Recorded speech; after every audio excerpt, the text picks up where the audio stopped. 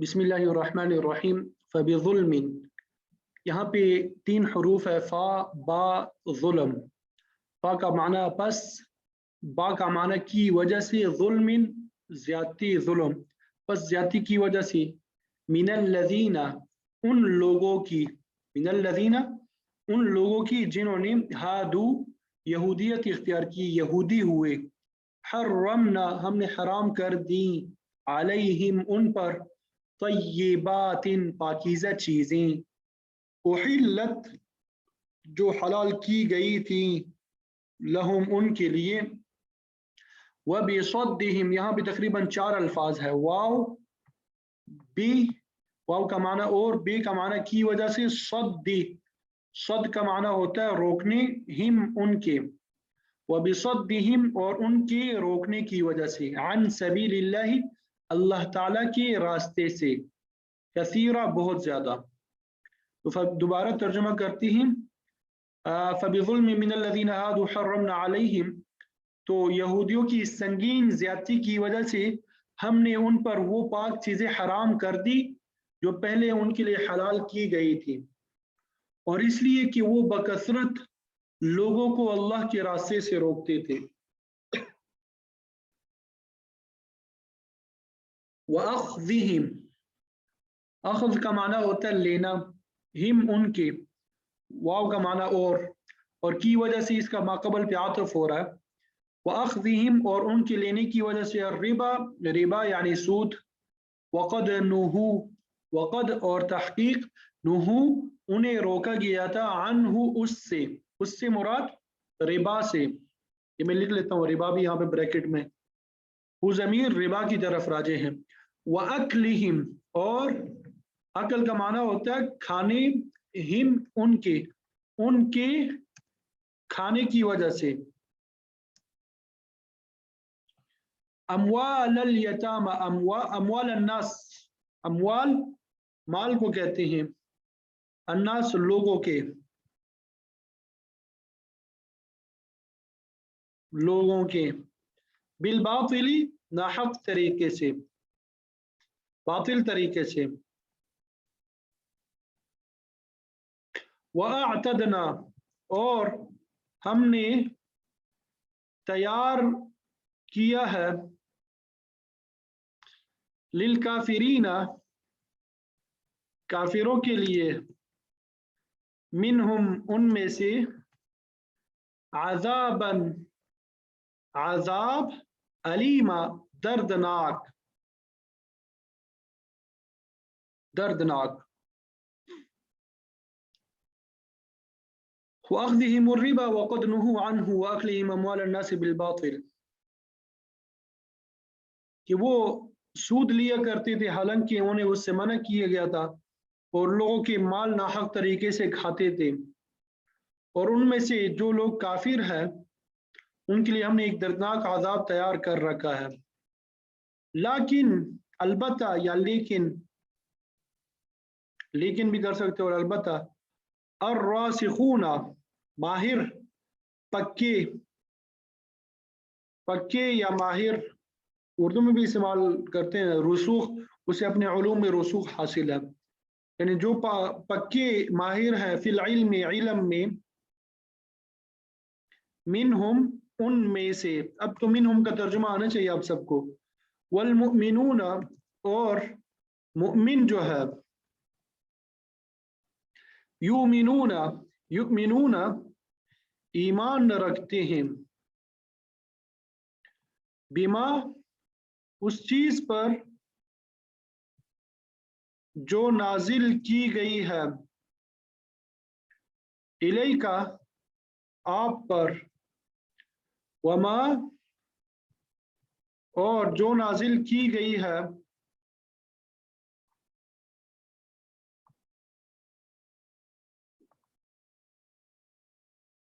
मिन क़ब्लिका आपसे पहले,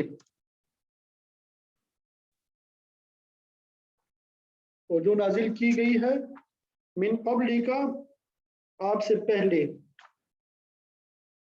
वल मुकीमीना और कायम करने वाले, अस्सलात नमाज को, वल्मुअतूना मुअतून और मुअतूना अदा करने वाले, वल्मुअतूना ये भी इसमें फाइल का सीगा, वल्मुअतूना और अदा करने वाले या देने वाले दोनों कर सकते हैं, अदा करने वाला भी और देने वाले। अज़्ज़काता ज़कात को, यानी ज़कात अदा करने वाले। वल्मुमिनूना और ईमान न रखने वाले अल्लाह पर, वल-यौम और दिन पर, आखिरी आखिरत के। उलाइका यही लोग हैं, सनुतीहिम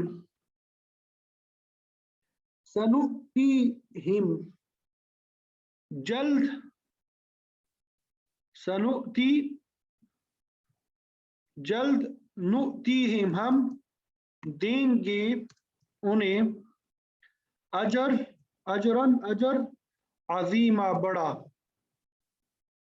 ये दोबारा तर्जुमा देखें, लेकिन रासिखून फिल इल्म मिनहुम, अलबत्ता इन बनी इसराइल में से जो लोग इल्म में पक्के हैं, माहिर है, वल मुमिनून और मुमिन है, युमिनून बिमा उन्जिला इलैक, वो उस कलाम पे भी ईमान रखते हैं जो ये पैगंबर तुम पे नाजिल किया गया है, वमा उन्जिला मिन क़ब्लिक और उस पर भी जो तुमसे पहले नाजिल किया गया है, वल मुकीमीन अस्सलाता और काबिल तारीफ है वो लोग जो नमाज कायम करने वाले हैं, वल मुतून अज़्ज़काता और ज़कात देने वाले हैं, वल मुमिनून बिल्लाहि वल यौमिल आखिर अल्लाह और आखिरत के दिन पे ईमान रखने वाले हैं। उलाइका सनुतीहिम अजरन अज़ीमा, यही लोग हैं, ये वो लोग हैं जिन्हें हम अजर अज़ीम अता करेंगे। इन्ना अवहैना, इन्ना बेशक हमने, अवहैना वही की, इलैका आपकी तरफ, कमा अवहैना जैसा, अवहैना हमने वही की थी, इला नूहिन नूह अलैहि सलाम की तरफ, वन नबीयीना और दूसरे नबियों की तरफ, मिन बादी उसके बाद, उनके बाद, वअवहैना और हमने वही की, इला इब्राहीमा इब्राहीम अलैहिस्सलाम की तरफ, व इस्माईला इस्माईल अलैहिस्सलाम की तरफ, व इसहाक़ा इसहाक़ अलैहिस्सलाम की तरफ, व याकूबा याकूब अलैहिस्सलाम की तरफ, वल अस्बाती और उनकी औलाद की तरफ। अस्बात ये औलाद के माना में इस्तेमाल होता है, और उनकी औलाद की तरफ, व ईसा ईसा अलैहिस्सलाम की तरफ, अय्यूब अय्यूब अलैहिस्सलाम की तरफ, यूनुस अलैहिस्सलाम की तरफ, हारून और सुलेमान अलैहिस्सलाम की तरफ, व आतैना और हमने अता किया दाऊद अलैहिस्सलाम को ज़बूरा ज़बूर। ठीक है, बस इसमें यही बताना चाहते हैं कि पैगंबर हमने तुम्हारे पास इसी तरह वही भेजी है जैसे नूह और उनके बाद दूसरे नबियों के पास भेजी थी। हमने इब्राहीम इस्माईल इसहाक याकूब उनकी औलाद के पास, ईसा अय्यूब यूनुस हारून सुलेमान के पास भी वही भेजी थी, और हमने दाऊद को ज़बूर अता की थी। व रसूलन और बहुत से रसूल हैं, क़द क़ससनाहुम, क़द तहकीक, क़ससनाहुम क़ससना हमने बयान किया, हम उनके बारे में,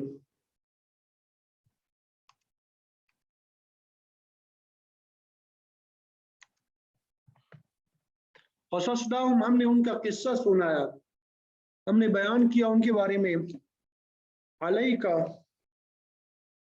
आपके सामने, آپ پر لفظی ترجمہ ویسے لیکن آپ کے سامنے من قبل پہلے اس سے پہلے ورسولن اور بہت سے رسول ہے اور بہت سے ایسے بھی رسول ہیں لم نقصصہم ہم نے لم نقصص نہیں بیان کیا ان کے بارے میں، یعنی بہت سے ایسے رسول بھی ہیں جن کے بارے میں ہم نے نہیں بتایا آپ کو. علیہ کا آپ کے سامنے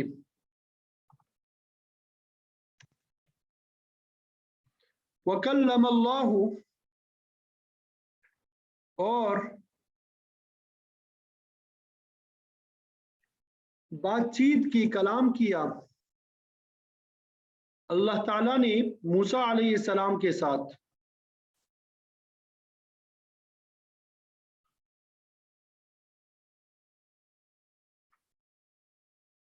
تکلیم بات چیت کرنا. تو یہاں پہ یہی بتانا چاہتے ہیں کہ بہت سے رسول ہیں جن کے واقعات ہم نے تمہیں پہلے سنائے ہیں اور بہت سے ایسے رسول ہیں کہ ہم نے ان کے واقعات تمہیں نہیں سنائے. اور موسیٰ علیہ السلام سے تو اللہ براہ راست ہم کلام ہوا. رسولاً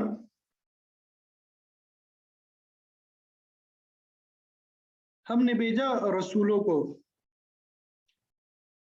یہ محذوف نکالیں گے، ہم نے بھیجا رسولاً رسولوں کو مبشرین اس حال میں کہ وہ خوشخبری سنانے والے ہیں، خوشخبری سنانے والے ہیں. ومنذرین اور ڈرانے والے ہیں.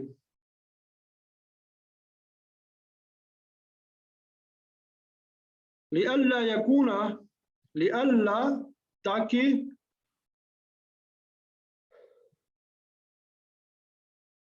نہ ہو لئلا تاکہ نہ ہو علی اللہ اللہ تعالی پر حجت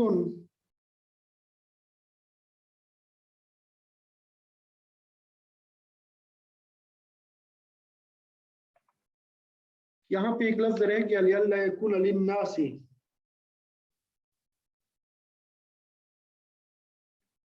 یہاں پہ ایک لفظ کیا ہو گیا ہے وہ رہ گیا، ایک منٹ میں ذرا وہ لکھ لوں.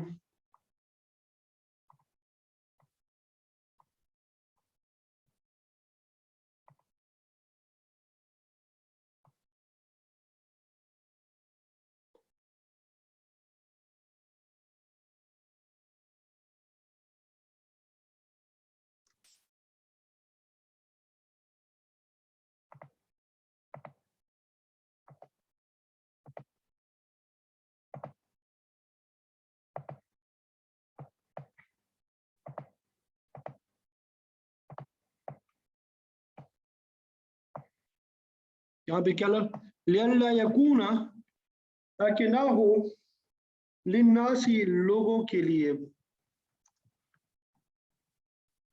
علی اللہ اللہ تعالی پر حجت کوئی حجت بعد الرسل رسولوں کے بعد. وکان اللہ عزیزا حکیما وکان اللہ اور اللہ تعالی ہے عزیزا صاحب اقتدار حکیمہ حکمت والے. ترجمہ کیا ہو گیا کہ یہ سب رسول وہ تھے جو ثواب کی خوشخبری سنانے والے اور دوزخ سے ڈرانے والے بنا کے بھیجے گئے تھے تاکہ ان رسولوں کے آ جانے کے بعد لوگوں کے پاس اللہ کے سامنے کوئی عذر کوئی حجت باقی نہ رہے. اللہ تعالیٰ اقتدار کا بھی کامل ہے اور حکمت کا بھی کامل ہے. تو یہ ان آیات کا ترجمہ تھا جو آپ کے سامنے بیان کر دیا گیا. امید کرتا ہوں کہ آپ سب کو سمجھ آ گیا ہوگا. اللہ اکبر کبیرہ والحمد للہ کثیرہ. اب مفسرین نے ان آیات کی جو تفسیر بیان کی ہے اس کی طرف ہم آئیں گے. تو آپ کو معلوم ہوگا کہ کئی اسباب سے اہل کتاب کی خرابیوں کا ذکر ہو رہا ہے، تو یہ سبق بھی اسی سلسلے کی ایک کڑی ہے۔ تو آج کے سبق میں اللہ تعالیٰ نے یہودیوں کو دی جانے والی اس سزا کا ذکر کیا ہے جس کے مطابق ان کے بعض حلال چیزیں حرام قرار دے دی گئی تھی۔ ابھی ظلم من الذین ہادوا، یہودیوں کے ظلم یعنی گناہوں کی وجہ سے، زیادتی کی وجہ سے، حرمنا علیہم طیبات احلت لہم، ہم نے ان پہ پاکیزہ چیزیں حرام قرار دے دی جو ان کے لیے حلال تھی۔ اور ظلم سے یہاں پہ مراد اہلی کتاب کی وہ خرابیاں ہے جن کا ذکر سابقہ اسباق میں آ چکا ہے۔ تو یاد رکھیں کسی چیز کی حرمت دو وجوہات کی وجہ سے ہوتی ہے۔ پہلی وجہ یہ ہے کہ حرام چیز میں کوئی ایسی خرابی پائی جاتی ہے جو جسمانی یا روحانی لحاظ سے انسان کے لیے مضر ہوتی ہے، لہذا مصلحتاً اسے حرام قرار دے دیا جاتا ہے۔ یا پھر کوئی حلال چیز صرف سزا کے طور پہ کسی قوم پہ حرام کر دی جاتی ہے۔ تو آج کے سبق میں اس قسم کی حرمت ہی کا تذکرہ ہے۔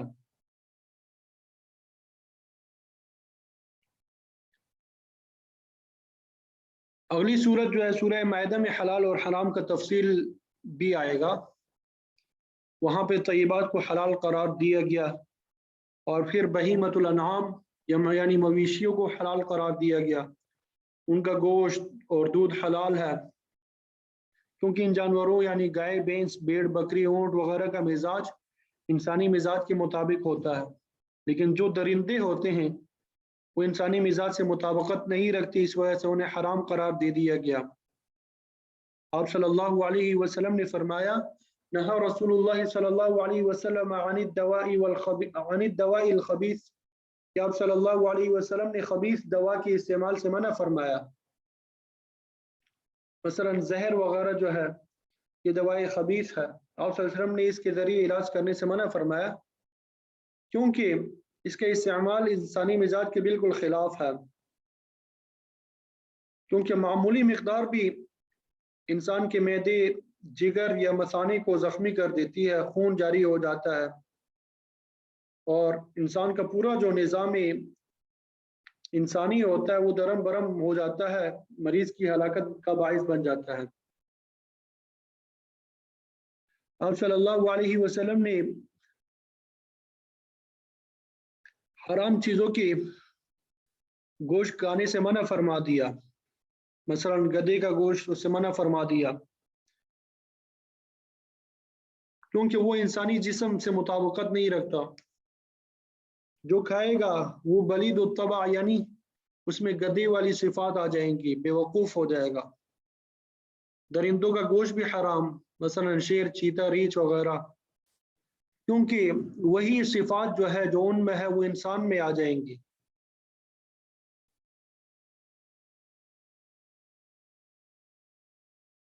اسی طرح آپ صلی اللہ علیہ وسلم نے چیتے کے کان سے تیار کیے گئے مسلح پہ بیٹھنے سے منع فرمایا، اگرچہ کیمیکل کے ذریعے سے اسے صاف کر دیا گیا، فقہ کی اسلام میں اسے دباغت شدہ کہتے، دباغت یعنی کھال کو دباغت دی گئی تھی، اس کو صاف کر دیا گیا تھا۔ وجہ یہ ہے کہ ایسی کھال استعمال کرنے والے میں تکبر جیسی قبیح صفت پیدا ہوگی جو ہمارے اخلاق کے لیے سخت مضر ہے، لیکن اونٹ، گائے، بھیڑ، بکری کے کھال کی مسلح پر بیٹھنا جائز ہے، کیونکہ یہ جانور انسانی طبائع سے مطابقت رکھتے ہیں۔ تو اللہ تعالیٰ نے بعض چیزیں روحانی نقصانات کی وجہ سے حرام قرار دی ہے، مردار ہے، دم مسفوح ہے، خنزیر کا گوشت ہے، نظر لغیر اللہ۔ مردار کی حرمت کی وجہ یہ ہے کہ اس کا گوشت کھانے سے انسان میں سستی اور کاہلی پیدا ہوتی ہے،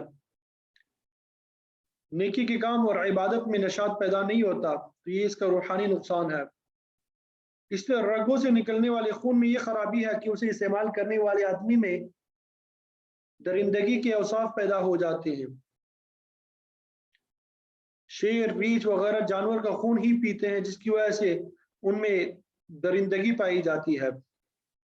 خنزیر جو ہے گندگی کھانے والا جانور ہے، تو اس کا گوشت کھانے والے آدمی میں بھی گندگی ہی پیدا ہوگی، اور یہ جانور بغیرت بھی ہے، تو جو اس کو کھائے گا وہ بھی بغیرتی کا شکار ہو جاتا ہے۔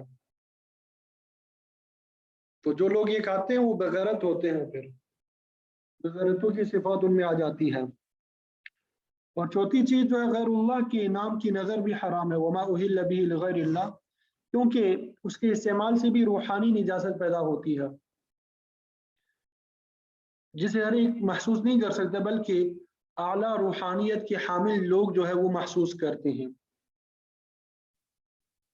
تو نظر لغیر اللہ، اللہ کے علاوہ کسی کی منت مانی ہوئی اشیاء کھانا، دودھ، گوشت وغیرہ اگرچہ بظاہر حلال ہے، لیکن جب یہ پاکیزہ چیزیں اللہ تعالیٰ کی بجائے کسی پیر، فقیر، جن یا فرشتے کی رضا کے لیے موسوم کی جائیں تو ان کے کھانے سے انسان کی روح ناپاک ہو جاتی ہے، تو یہ روحانی طور پہ مضر ہے۔ تو ان آیات میں اللہ تعالیٰ نے جن محرمات کا ذکر کیا وہ چیزیں یہودیوں پہ بطور سزا حرام قرار دی گئی تھی، کیونکہ انہوں نے بڑے بڑے جرائم کا ارتکاب کیا تھا، تو اللہ تعالیٰ نے ان پہ احکام بھی سخت نازل فرمائے۔ بعض پاکیزہ چیزیں بھی ان پہ حرام قرار دے دی۔ پھر آگے فرمایا یہودیوں کے ظلم کی وجہ سے ان کے لیے بعض چیزیں حرام کر دی گئی، وَبِصَدِّهِمْ عَنْ سَبِيلِ اللَّهِ كَثِيرًا، اسی طرح اللہ کے راستے سے لوگوں کو روکنا بھی یہودیوں کے جرائم میں سے ہے، اور ان کے لیے بعض حلال چیزوں کی حرمت کی ایک وجہ یہ بھی تھی کہ آپ صلی اللہ علیہ وسلم کے زمانے میں یہ لوگ ایڑی چھوٹی کا زور لگاتے تھے کہ کسی طرح لوگ اسلام قبول نہ کریں، بلکہ کفر اور ضلالت ہی میں پھنسے رہے، اور آج تک یہودیوں کا یہی طریقہ ہے کہ لوگ صراط مستقیم سے رک جائے، اس کے لیے سازشیں وغیرہ کرتے رہتے ہیں، مختلف اسکیمیں وغیرہ تیار کرتے ہیں تاکہ لوگ جو ہے قرآن اور حدیث سے اور اسلام سے رک جائے۔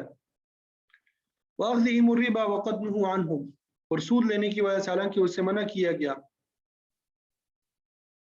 وَأَكْلِهِمْ أَمْوَالَ النَّاسِ بِالْبَاطِلِ، اور لوگوں کا مال باطل طریقے سے کھانے کی وجہ سے یہ لوگ مستحق لعنت ٹھہرے ہیں۔ وَأَعْتَدْنَا لِلْكَافِرِينَ عَذَابًا أَلِيمًا، تو ہم نے ان کے لیے دردناک عذاب تیار کر رکھا ہے۔ لیکن الراسخون فی العلم منہم، لیکن جو لوگ علم میں پختہ ہوتے ہیں، جیسے آپ صلی اللہ علیہ وسلم کے زمانے میں عبداللہ ابن سلام اور ان کے بعض رفقا نے ایمان قبول کیا، وہ لوگ صحیح معنی میں اہل علم تھے، اور والمؤمنون، اور کچھ ایسے ایمان والے لوگ بھی ہوتے ہیں یؤمنون بما انزل الیک، جو اس چیز پہ ایمان لاتے ہیں جو آپ پہ نازل کی گئی یعنی قرآن مجید پہ، وما انزل من قبلک، اور اس چیز پر بھی ایمان لاتے ہیں جو آپ سے پہلے نازل کی گئی، یعنی تمام آسمانی کتابوں پہ۔ تو قابل تعریف ہے وہ حق پرست لوگ جو علم میں پختہ اور تمام آسمانی کتابوں پہ ایمان لانے والے ہیں۔ ان کے علاوہ والمقیمین الصلاۃ، نماز قائم کرنے والے بھی، کیونکہ اللہ کے ساتھ تعلق قائم کرنے کے لیے نماز ایک بہترین ذریعہ ہے۔ انسان نماز کے ذریعے اللہ تعالیٰ کی بارگاہ میں پیش ہوتا ہے، مناجات کرتا ہے۔ والمؤتون الزکاۃ، اور زکوٰۃ ادا کرنے والے لوگ جو ہے وہ بھی قابل تعریف ہے۔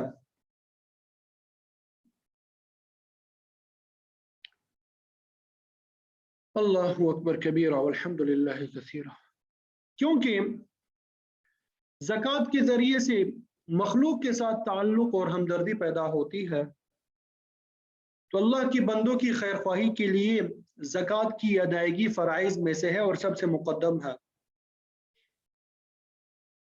والمؤمنون باللہ، اسی طرح وہ لوگ جو اللہ پہ ایمان لانے والے ہیں، آخرت کے دن پہ ایمان لانے والے ہیں، یہ سب کے سب قابل تعریف ہے۔ یہی لوگ ہیں سنؤتیہم اجرا عظیما، کہ ہم عنقریب بڑا اجر ان کو عطا کریں گے، چاہے وہ یہودی ہو یا نصرانی ہو، اگر وہ علم میں پختہ کار ہے، تمام آسمانی کتابوں پہ ایمان لاتے ہیں، نماز ادا کرتے ہیں، زکوٰۃ دیتے ہیں، اللہ تعالیٰ پہ اور آخرت کے دین پہ ایمان لاتے ہیں، تو وہ لوگ قابل تعریف اور مستحق اجر ہیں۔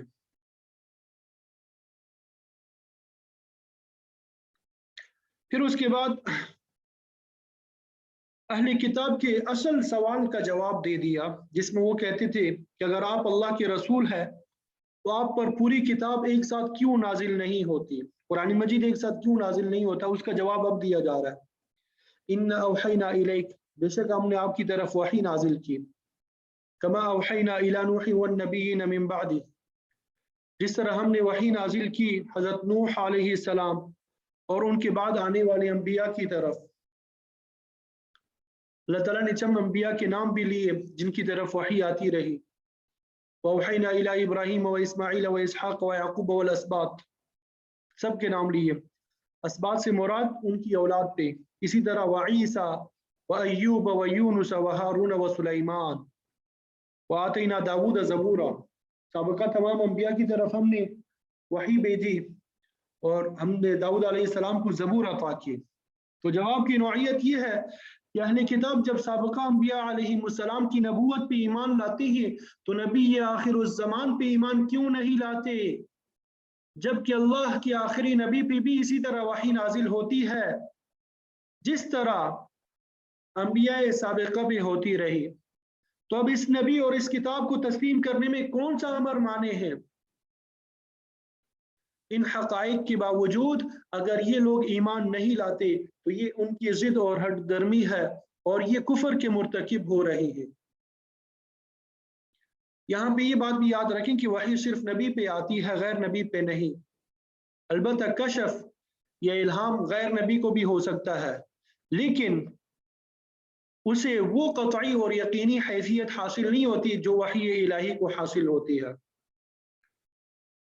اور یہ بھی کہ تمام انبیاء پہ وحی تو نازل ہوتی رہی لیکن سب کو کتابیں نہیں دی گئی، اور پھر یہ بھی کہ جن کو کتابیں دی گئی ہے وہ سب کی سب اکٹھی نہیں دی گئی، بعض انبیاء کو ایک ساتھ کتاب دے دی گئی، بعض پہ آیات کی صورت میں تھوڑی تھوڑی وحی نازل ہوتی رہی۔ تو انبیاء کے لیے پوری کتاب کا ایک ساتھ نازل ہونا یہ ضروری نہیں ہے جن کا یہ اہل کتاب مطالبہ کرتے ہیں۔ اللہ تعالیٰ اپنی حکمت کاملہ کے تحت جس نبی پہ جس وقت جتنی وحی چاہتا ہے نازل فرماتا ہے۔ اگر یہودی حضرت عیسیٰ علیہ السلام کے علاوہ باقی انبیاء کی نبوت کو تسلیم کرتے ہیں تو پھر حضرت محمد مصطفیٰ صلی اللہ علیہ وسلم کی نبوت کو بھی مان لینا چاہیے۔ اللہ تعالیٰ نے بعض انبیاء کو مکمل کتابیں دی، بعض کو چھوٹے چھوٹے صحیفے دیے۔ چنانچہ حضرت ابو ذر غفاری رضی اللہ تعالیٰ عنہ کی روایت میں آتا ہے کہ انہوں نے آپ صلی اللہ علیہ وسلم سے پوچھا کہ کیا اللہ تعالیٰ نے کل کتنے نبی اور رسول مبعوث فرمائے؟ تو آپ نے فرمایا کل انبیاء اور رسولوں کی تعداد کم و بیش 1,24,000 ہے۔ پھر عرض کیا کہ ان میں رسول کتنے تھے؟ فرمایا 315 رسول تھے اور باقی سب انبیاء۔ وحی تمام انبیاء اور رسولوں پہ نازل ہوئی لیکن کتاب اور شریعت صرف رسولوں کو ملی ہے۔ وحی تمام انبیاء اور رسولوں پہ نازل ہوئی لیکن کتاب اور شریعت صرف رسولوں کو ملی۔ تو اسی روایت میں کتابوں کا بھی ذکر آتا ہے۔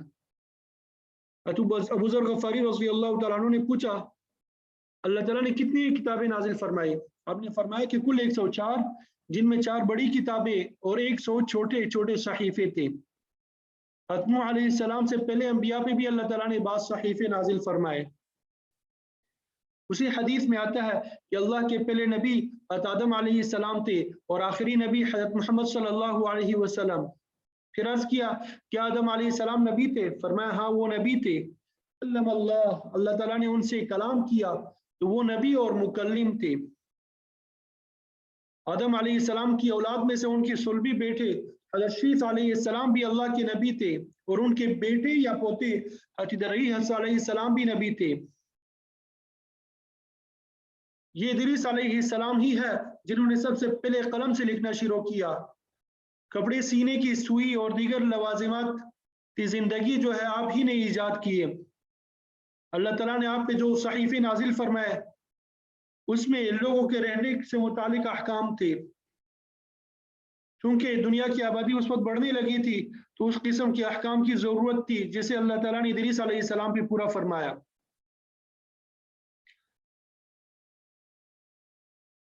हज़रत नूह अलैहिस्सलाम के ज़माने तक दुनिया का इब्तिदाई दौर था। आपसे पहले तक के दौर को ज़माने तालिब इल्मी से तशबीह दी जा सकती है। तो जब आपका दौर शुरू हुआ तो गोया तकमील तालीम के बाद इम्तिहान का वक्त था। इम्तिहान का नतीजा पास या फेल होने की सूरत में निकलता है।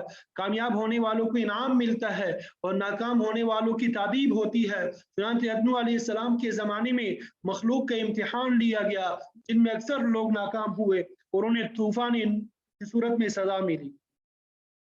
सहीहैन की रिवायत में आता है, यानी बुखारी और मुस्लिम शरीफ, कि क़यामत के दिन लोग नूह अलैहिस्सलाम के पास जाएंगे और आपसे अर्ज करेंगे, इन्नका अव्वलुर रुसुल इला अहलिल अर्ज़, कि आप अहले ज़मीन की तरफ सबसे पहले अज़ीमुल मर्तबत रसूल है। अल्लाह ताला ने आपको मुस्तकिल शरीयत अता फरमाई, लिहाजा आप अल्लाह के यहाँ सिफारिश करें कि वो हिसाब किताब शुरू करें। लेकिन आप जवाब देंगे कि मैं इस काम का हल नहीं हूँ, इज़हबू इला गैरी, मेरे अलावा किसी दूसरे के पास जाओ। बहरहाल हज़रत नूह अलैहिस्सलाम और आपके बाद आने वाले अंबिया पे अल्लाह ताला ने जिस तरह चाहा, जब चाहा, जितनी मुनासिब समझी वही नाजिल फरमाई। तो पूरी किताब की एक बार नुज़ूल का मुतालबा करना ये कोई माकूल मुतालबा नहीं था। ठीक है, तो उनके एतराज़ का जवाब दिया गया। व रुसुलन क़द क़ससनाहुम अलैका मिन क़ब्ल, यहाँ से इंशाअल्लाह कल तफसीर पढ़ेंगे। अल्लाह ताला से दुआ है कि अल्लाह ताला हमें अमल की तौफीक अता फरमाए। व आखिरु दावाना अनिल हम्दुलिल्लाहि रब्बिल आलमीन।